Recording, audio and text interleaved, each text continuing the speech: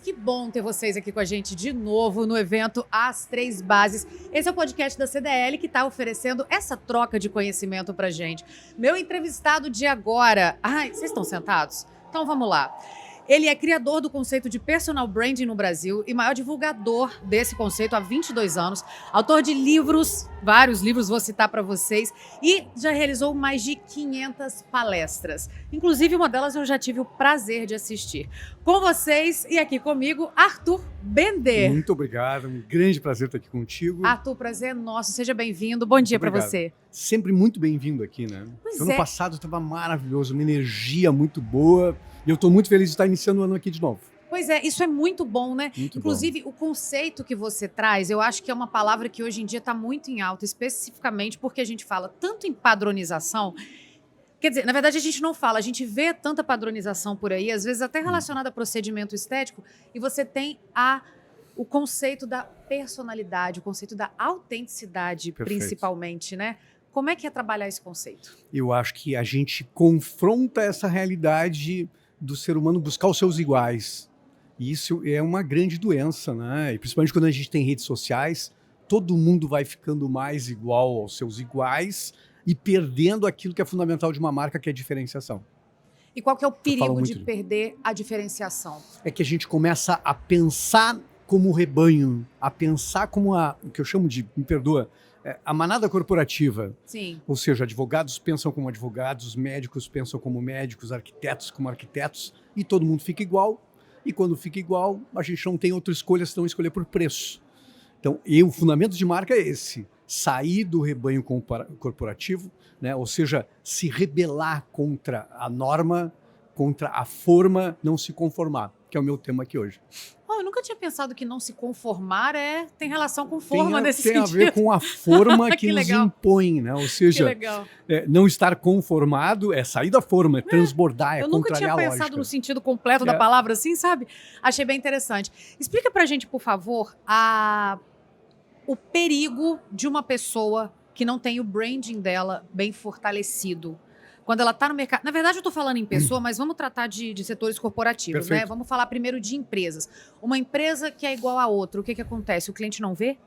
O cliente, quando não percebe diferença, todos nós, tu e qualquer pessoa, quando a gente vai comprar alguma coisa, quando a gente vai escolher uma empresa, se ela aparentemente não tem nada que se diferencie, que tenha valor para mim, que se diferencie das outras, o que a gente faz? A gente compra como commodity, a gente compra por preço. Vou comprar pelo mais barato.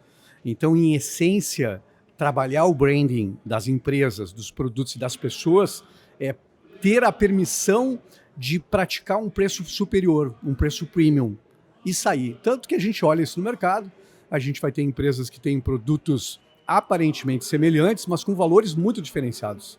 Como a gente tem profissionais que muitas vezes cobram pela média e existem outros profissionais que cobram 10, 20, 30, 50 vezes o preço da média, porque passam algo de diferente que é relevante e que tem valor.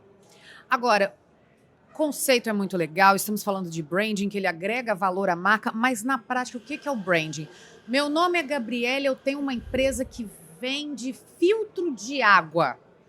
Tu pegou um exemplo forte, né? Eu gosto de desafios. Forte, né? Eu vendo filtro de água. O que é o meu branding? É o meu filtro ser rosa de bolinha? Ou é o meu funcionário chegar na sua casa com uma cor diferenciada do mercado? Ou é um posicionamento? Ou é uma política? Ou é tudo isso? Boa pergunta. Eu te diria que é o conjunto todo.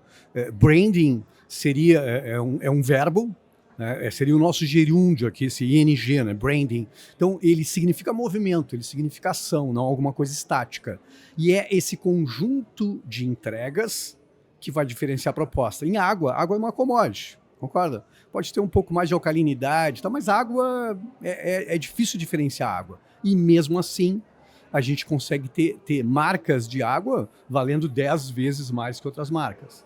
Mas eu te diria, nesse caso de filtros de água, um serviço. Eu defendo há muitos anos isso, pelo menos uns 20 anos, tá? Eu sou meio velho no branding, meus 40 anos, mas pelo menos os últimos 20 anos eu falo o seguinte: a gente não vai mais comprar produtos, a gente vai comprar serviços que envolvam um produto. Uma experiência de filtro de água é a experiência da entrega, a experiência na pré-compra, a experiência na entrega, a experiência no pós-compra, esse conjunto todo que vai diferenciar uma empresa que tem algo que é comoditizado. Agora, até então a gente está falando de qualidade. Qualidade, em teoria, teria que ser comum a todas as empresas. Então deixa de ter autenticidade ali, digamos, né? Porque se o produto é bom, a entrega é boa, o pós-venda é bom também, teoricamente a gente está ali ainda no comum. Aonde que vem a autenticidade? Mesmo que não sigamos nesse exemplo, o que é ser autêntico nesse mercado? No mercado como um todo? Tem alguns mitos em torno da autenticidade, mas eu digo para as pessoas o seguinte, a história da empresa, a história do profissional, isso é algo que ninguém te rouba.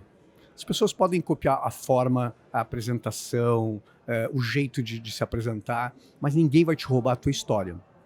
E grandes marcas a gente ama porque tem histórias de quedas, de tombos, de cicatrizes, ou seja, tem uma alma humana nessas marcas que a gente se conecta, porque a gente se identifica com essas histórias. Então essa autenticidade não é só ser diferente, porque muita gente confunde autenticidade com algo exótico, né? A gente diz, aquela pessoa é muito autêntica, ela é exótica. A imagem é uma parte dessa diferenciação, mas não quer dizer que seja autêntico. Então a autenticidade tem a ver com trabalhar a tua história, o teu jeito, o teu conhecimento, que ninguém te tira. A informação está disponível para todo mundo, mas a forma como a gente absorve conhecimento é diferente para cada um. Então, a minha história, a minha forma de aprender e de transformar a informação em conhecimento, de transmitir tudo isso, é que vai me fazendo único, singular, diferenciado e com valor no mercado. Conta pra gente algum case de alguma empresa que você atuou, de alguma marca, ou até mesmo de um profissional, depois a gente entra nessa parte do branding pessoal também, que você tem como um case de sucesso. Eu sou suspeito, né? Tem várias marcas que eu planejo há 40 anos marcas, mas o Wine, aqui de Vitória, é uma grande marca. Eu planejei a Wine em 2012 para 2013, com o Rogério Salum e o Anselmo, os dois fundadores originais ainda, e ela faturava 60 milhões por ano. Hoje é um negócio de quase 1 bilhão. E sempre teve dentro da Wine uma alma especial, uma alma diferenciada. A gente chamava os colaboradores de wineanos, né?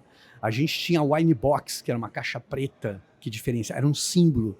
Então, se a gente pensasse em primal branding, tá? Que seria assim, a essência do branding original, que vem até das religiões, com símbolos, com formas, com rituais, isso fazia uma diferença enorme. Eu me encontrava com as pessoas aqui planejando e muitas vezes a gente estava falando com os colaboradores às 1h30 da manhã, não sobre bobagem, a gente estava falando sobre a empresa. Porque as pessoas amavam, tinha um pertencimento, tinha sentido de comunidade e tinha um desafio grande e que eu achava assim, eu externo olhando, era exótico, inclusive, assim, de Vitória para o mundo, vamos conquistar o mundo. Tu entende isso? Tinha uma causa que mobilizava as pessoas, né, e vários rituais e vários símbolos. Por exemplo, tinha um que eu achava muito interessante, que era a empresa tinha uma ansiedade muito grande em vencer, em crescer, e a gente dizia que a hora da Wine era diferente das horas do mundo, porque as horas do mundo tinham 60 minutos e a hora da Wine tinha 45 minutos. Que era aquela história assim, eu te peço para daqui 1 hora, mas passou 45 minutos? Não, mas aqui na Wine a hora tem 45 só. Então, esse conjunto todo do branding que fazia a marca completamente diferente. E uma causa grandiosa de democratizar o mercado do vinho. Então, essa foi uma experiência assim, muito interessante na prática, no mercado altamente competitivo. E hoje a Wine é esse gigante, né? E eu acho que criou bases sólidas, muito dos fundadores, do Anselmo e do Rogério Salum, tem a alma deles em tudo ali, e que eu acho que isso tornava a empresa completamente diferente. Assim. Eu enxergo a Wine como uma praticidade, digamos assim, e algumas palestras do Rogério, que eu acompanho também, ele fala, gente, por que tomar vinho tem que ser essa pompa toda? Às vezes a pessoa só quer tomar o vinho dela e pronto. Eu quero tomar vinho com coxinha. Que bom.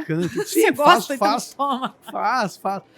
E essa foi um dos caminhos dessa democratização, foi tirar perdoa o termo assim, tirar a frescura do vinho, tirar aquilo que afasta essa pessoa, assim, diminuir um pouco os rituais, tirar a frescura e permitir que as pessoas consigam experimentar. E isso é uma autenticidade muito grande, porque para as pessoas... Estava na identidade da marca. Para as pessoas que olham vinho como com toda essa parte, né, essa pompa, digamos assim, eles podem não se adaptar a essa linguagem e tudo bem.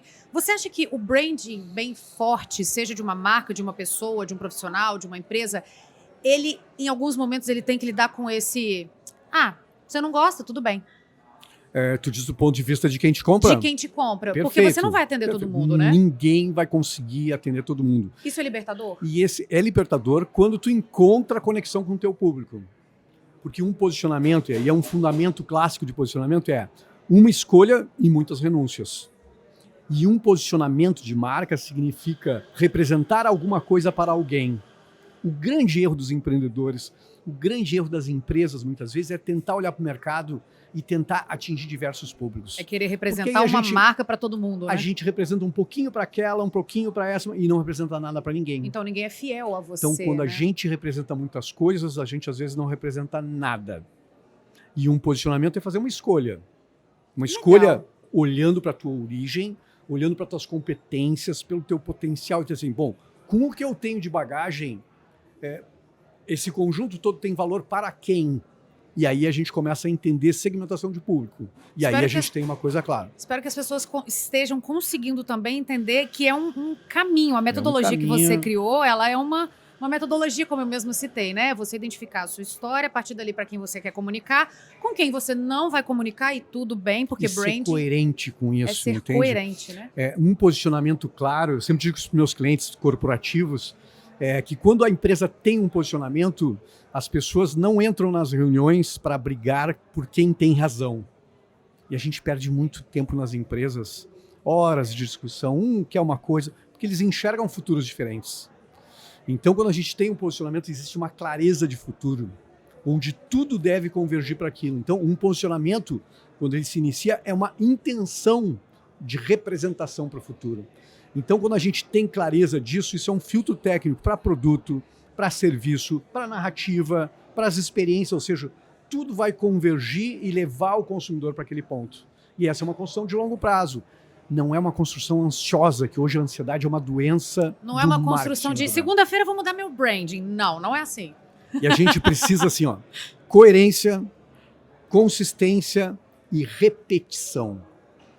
Que é uma coisa que as pessoas não aguentam hoje, e elas fazem uma campanha durante 2 meses, e aí o cara do marketing diz assim, a gente já enjoou disso. Ou o dono da empresa, estou meio enjoado disso, e ele destrói aquilo e começa a fazer uma coisa diferente. Aí o cliente fica perdido. E aí mas cadê? Pra onde quando a gente estava se acostumando, entende, com aquela entrega, com aquele visual, com aquele discurso, com aquela narrativa, tu muda tudo. E aí começa do zero de novo. Grandes marcas, a gente tem essas marcas na cabeça como grandes marcas icônicas, com representações muito claras do que elas são, mas se a gente pensar, algumas são centenárias. Pega grandes marcas, Volvo significa segurança. É o atributo central do Volvo. Mas ela faz isso há um século. Ela diz isso há um século, do mesmo jeito. Mercedes-Benz é prestígio, é luxo. Então eu uso esse exemplo. Não vai encontrar uma Black Friday com desconto de 80%. Por quê? Porque seria incoerente com uma história centenária vendendo prestígio. Então é isso que as marcas precisam entender. Essa construção, para ser sólida, a repetição faz com que seja... O fator tempo vai deixar isso exponencial. Mas precisa de muita repetição para que a gente internalize isso e a gente comece a enxergar a marca e dentro da cabeça da gente entender o atributo. Aí a marca é perfeita. Me fala agora de marca pessoal, de branding pessoal. Que é a minha grande paixão. E a minha também. Adoro. Vamos falar sobre isso. Como que a pessoa... O branding pessoal, ele é construído... Igual eu brinquei aqui, segunda-feira eu mudei meu branding pessoal, sou uma nova pessoa. Ou ele é aprimorado, acredito que seja essa a resposta, a partir da sua personalidade. Por exemplo, com intenção. O branding pessoal, a pessoa tem várias características e aí intencionalmente escolhe-se algumas para potencializar e jogar para o mercado? Sim, então, partindo do teu início, todos nós temos marca. Nossos nomes, pelo menos, né? Então, bem geridas, fazendo branding, ou completamente inconscientes de que são marca, todos são marca. O que vai fazer diferença é quando a gente consegue harmonizar os sinais, quando a gente mergulha e consegue compreender a identidade. E essa identidade é o que eu represento, o que eu tenho de valor, quais são minhas vulnerabilidades, quais são minhas potências. Quando eu tomo consciência desse conjunto, eu começo a entender para que públicos isso é importante. Aí eu consigo começar a ter uma direção para fazer gestão da minha imagem. Então, uma coisa importante para quem está nos escutando agora, a gente não faz gestão de imagem quando a gente não conhece a identidade. E hoje, todo mundo vive enlouquecidamente nas redes sociais, no piloto automático, ninguém pensa muito. As pessoas não querem pensar muito quem são.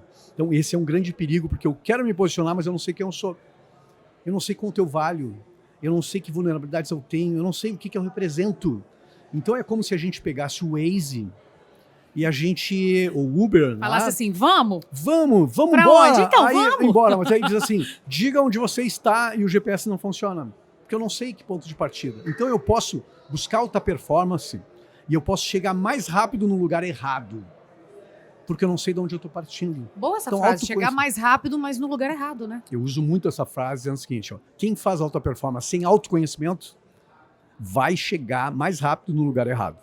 Tá só se cansando, né? Tá só se cansando. E aí, como é que e é o essa é a loucura das pessoas, né? É. Faz um cursinho aqui, faz lá, não sei o quê. Mas aí, quando a gente pergunta, o que te incomoda? Onde tu quer chegar? O que tu representa? A pessoa, me dá um tempo para pensar que eu não sei. E a gente deveria saber, nosso produto, né? Nosso empreendimento, ter atitude de empreendimento, entende? Entendi. Gostei dessa essa dinâmica, é muito boa de se explicar também. Pode falar. E precisa ter o que eu chamo assim de enfrentamento da própria verdade. Esse autoconhecimento exige que eu mergulhe profundamente em mim mesmo para entender o meu self, quem eu sou, minhas raízes, minha identidade, e também compreender a minha imagem no mercado. Compreender os impactos que eu causo nas pessoas. A gente causa impactos, obviamente, né? O jeito que a gente se relaciona, o jeito que a gente fala, né? Como a gente trata todo mundo, como a gente se expõe e os impactos que vão ter em mim. Então, quando eu consigo entender a minha identidade e entender os impactos da minha imagem, aí eu tenho consciência de mim mesmo. Aí eu começo a ter um plano. Você consegue usar isso intencionalmente, né? Tu usaste uma palavra importantíssima no branding, que é ter intenção na minha exposição. E a gente está falando de branding mesmo, tá? Como eu me exponho nas redes sociais, como eu me apresento, onde eu me apresento, com quem eu me apresento. Qual é um erro muito comum que o senhor observa em relação a, vamos falar de rede social, já que o senhor citou, em relação a posicionamento nas redes sociais? Tanto de empresas quanto de pessoas, né? Por exemplo, eu sou um advogado, ou até mesmo de influenciadores, que são pessoas que lidam diariamente com as redes sociais também. Eu acho que o maior erro de todos nesse momento, com essa loucura que as pessoas têm com as redes sociais, que as redes sociais nos deram uma coisa maravilhosa, que era a possibilidade de dizer ao mundo quem nós somos. Ou seja, eu virei editor de mim mesmo. E tu também viraste editora de ti mesmo. Ou seja, né, tu publica o que tu pensa todos os dias.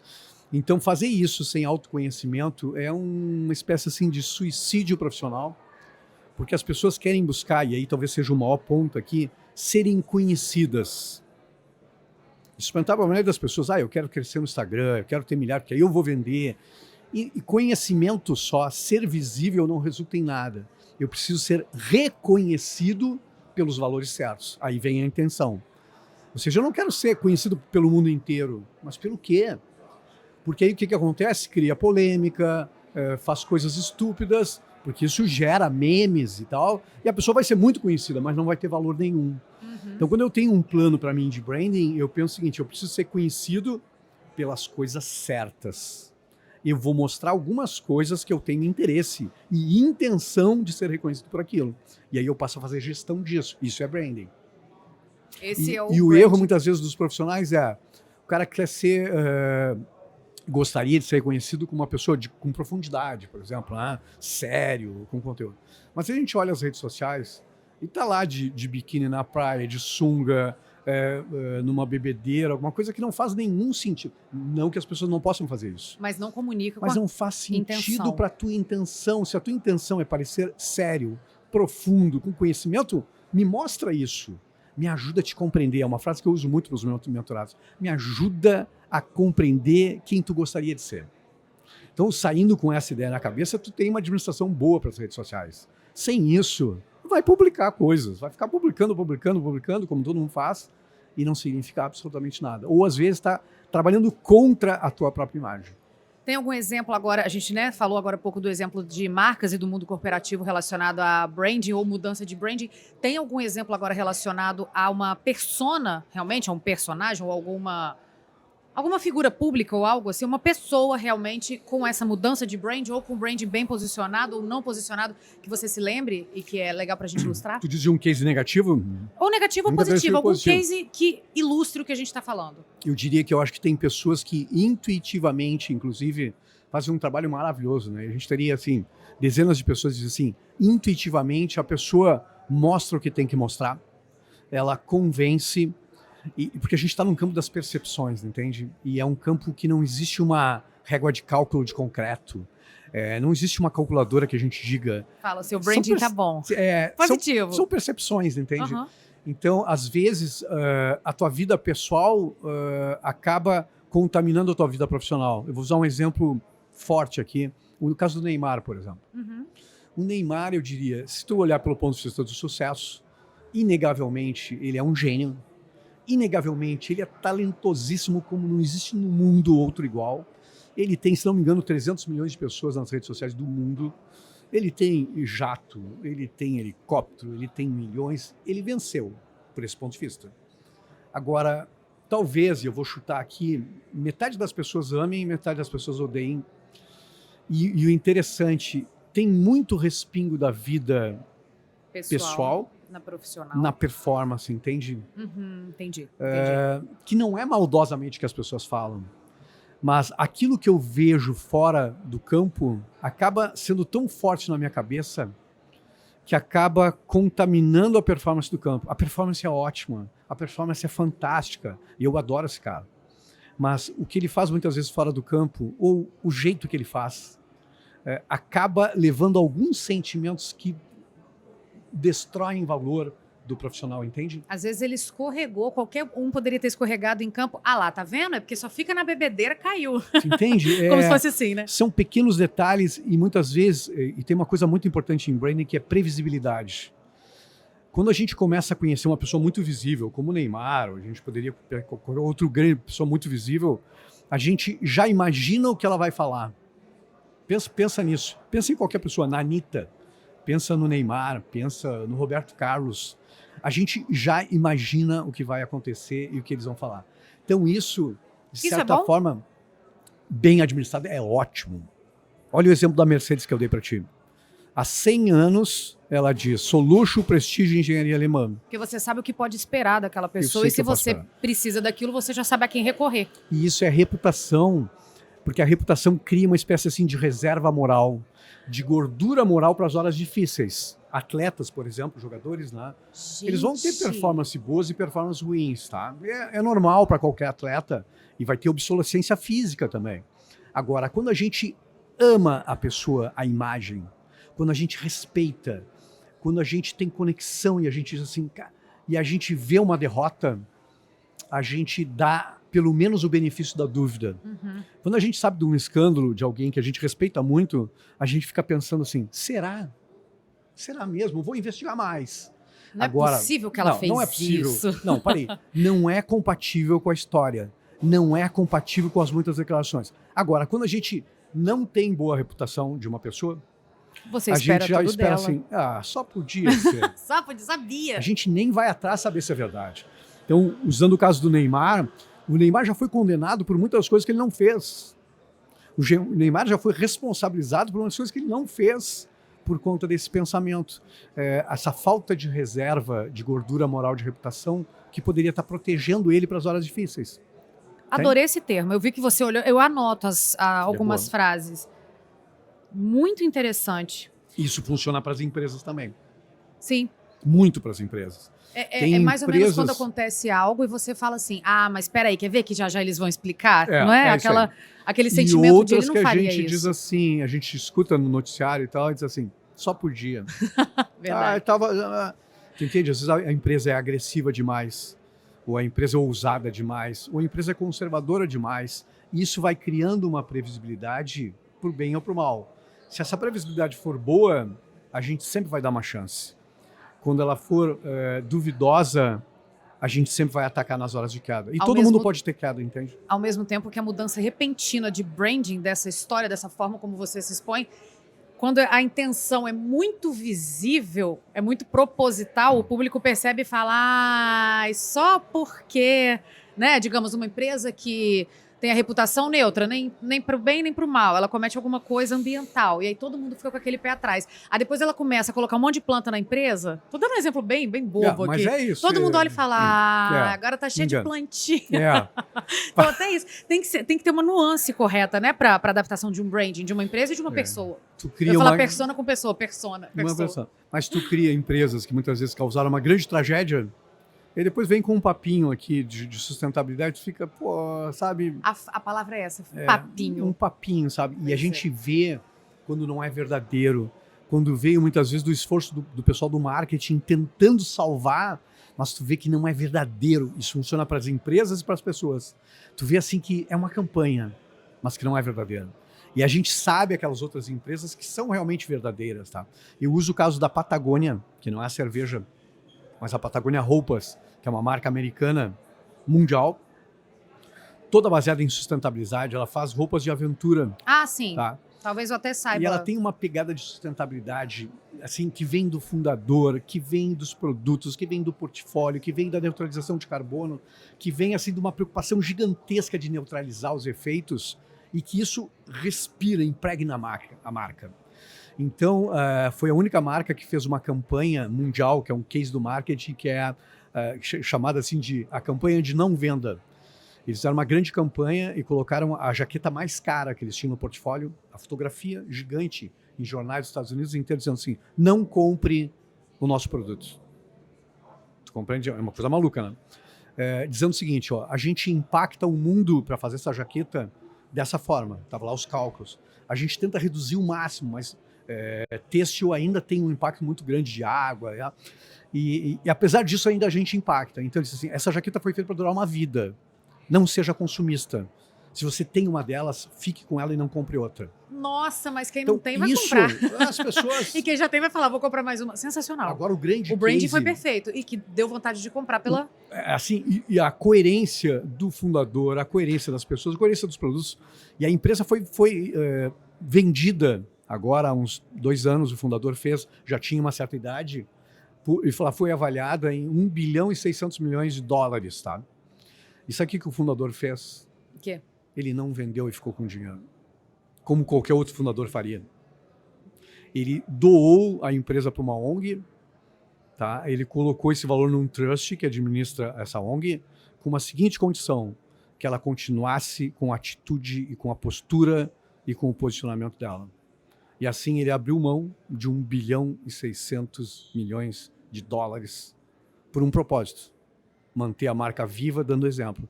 Então, estou falando de um exemplo extremo, tá? Mas é aí que a gente olha que é possível que as marcas sejam guias no meio desse caos que a gente tem. Eu vou falar isso hoje aqui. A gente muitas vezes não confia mais nos governos, nas saídas, para os muitos problemas do mundo. E tem uma oportunidade brilhante para as empresas, para as marcas, serem nossos guias, nossos exemplos, né, de impacto social e que a gente possa seguir essas marcas. Aí tu tem uma comunidade maravilhosa que tu pode confiar. Nossa, perfeito. Nosso tempo acabou?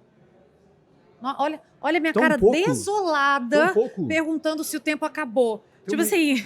Estamos iniciando o processo aqui. A gente está só começando o início do branding aqui. Estamos fazendo uma esquenta aqui do branding. A gente está começando a entender tudo isso. Esse tema é maravilhoso. A gente falaria horas sobre isso. Esse tema é maravilhoso. Mas, de fato, quero agradecer. Mas, na verdade, quero até que você oriente as pessoas que estão nos ouvindo e assistindo. Aquela que, como eu falei agora há pouco, né? Aquela que tem ou uma empresa, ou uma grande empresa, ou que é empreendedor de si mesmo. Quais os primeiros passos para ela mesma conseguir encontrar ali não um propósito, né? Propósito não é isso, mas encontrar ali uma linha editorial para criar o branding pessoal dela. Eu acho que precisa, tanto empresas quanto pessoas, precisam desse movimento de mergulho interno. Eu muitas vezes visito grandes empresas, grandes e pequenas empresas, mas muitas vezes empresas gigantescas, que não sabem quem são, que não ouvem seus públicos, né? Que não conseguem entender percepções dos seus públicos em todos os elos da cadeia do negócio. E muitas vezes vão fazer planejamento agora, no início do ano, no final do ano, e vão repetir o mesmo. E vão só acrescentar ali uma meta financeira, uma busca, mas não mergulharam profundamente em saber quem realmente são. Então, para um pequeno negócio, para um grande negócio, começa por esse olhar para dentro e esse olhar para o mercado, para entender seus públicos. Esse é o grande passo. A partir daí, começar a olhar para o futuro e trabalhar com intencionalidade no futuro. Isso dá para fazer para um mercadinho, dá para fazer para um supermercado, dá para fazer para uma grande empresa. Tá? Mas é esse começo. Não acreditar que o marketing é aquele pessoal que gasta dinheiro lá e que faz campanha, que joga dinheiro fora. Mas sim que o marketing deveria estar na agenda do presidente. O branding é a coisa mais valiosa de um negócio, é a marca. Deveria estar na agenda do presidente junto com o marketing. Isso é muito importante. As pessoas não compram produtos. As pessoas compram ideias. As pessoas compram significados. As pessoas se conectam com isso. E isso nasce do branding. Nossa, uma aula. Desculpa que eu falei demais. Não, perfeito. Nossa, a gente ficaria aqui, continuaríamos nessa conversa aqui por muito tempo. Muito obrigado aí pelo teu espaço. Tá? Imagina, a gente que agradece imensamente a sua presença aqui mais uma vez. Obrigado. Se tivermos 3 bases ano que vem, você está convidado mais uma vez. Nosso podcast também está de portas abertas. Nosso Pocket Podcast, porque ele tem o tempo reduzido, como foi já o branding. Ele acabou de criar esse branding para o nosso podcast. Ele deu esse nome. Arthur Bender aqui, mais uma vez no 3 Bases. Dessa vez participando do podcast oferecido pela CDL Vitória. Obrigada e muito bom dia. Obrigado.